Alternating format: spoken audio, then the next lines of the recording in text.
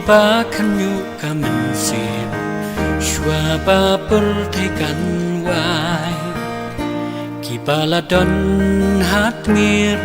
Katam bayap kajing em Lakut kaski ubnai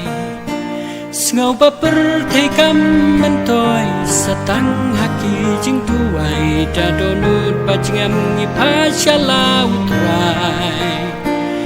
Ki umat ki ba kersoi hap teng ki jing ting kuslai hatungin latim hakari ba pernai Toyam pangdu tak macam mulai Yam hakap jing islay Tot men mendan nasim dau turai Wat Thailand bakin job jing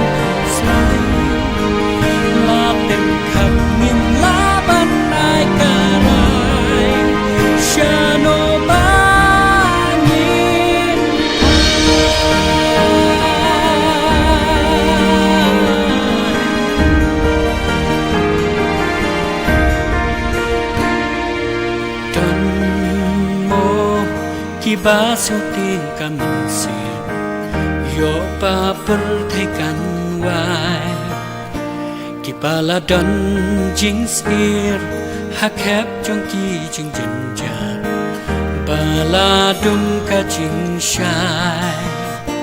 Sngowan pet syaki lau ba Kilau jing riu ban la jing Tang hanta ka don jing daya kamen sip Tokan mau try umon Pangin kelaka babon Klem dating lano kepertekan sakun